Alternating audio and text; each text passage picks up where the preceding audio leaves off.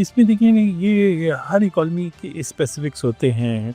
मतलब जैसे आप अगर जो है किसी यूरोपियन मुल्क में 2% ग्रोथ हो जाए तो हम कहते हैं कि बहुत ज़बरदस्त ग्रोथ हुई है।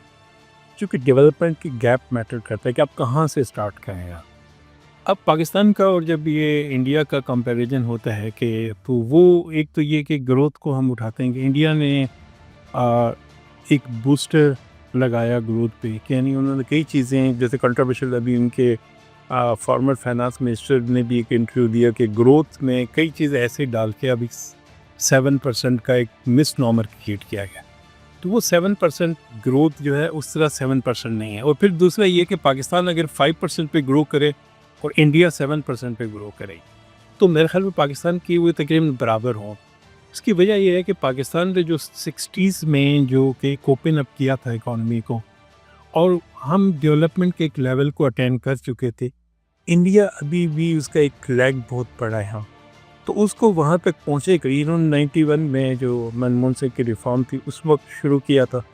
तो उनके अभी भी बड़ा जो है हम इसको जैसे 91 तक हम इसको कहते थे हिंदू रेट ऑफ ग्रोथ कि 2-3% पे इकॉनमी ग्रो करती रहती थी और जो आउटसाइड वर्ल्ड के लिए बिल्कुल कैप लगा हुआ था वो किसी को एंटर नहीं होने दे।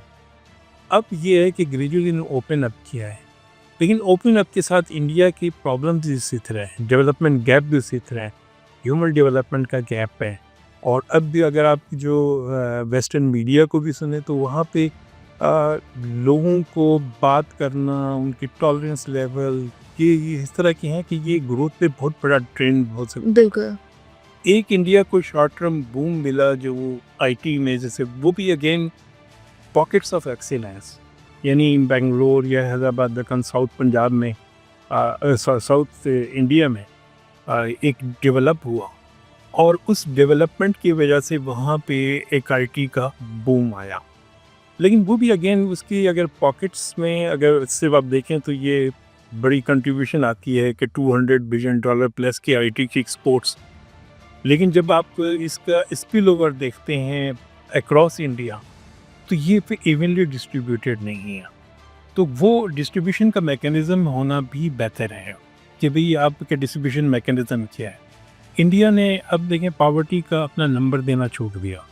पाकिस्तान अपना पॉवर्टी का नंबर मुसलसल दे रहे वक्फे के साथ।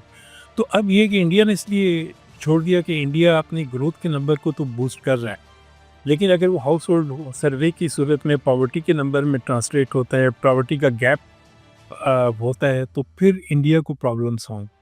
तो इस वजह से इंडिया ने वहाँ से किया है कि पर कैपिटा इनकम में मज़ाहिर इंडिया आगे निकल गया।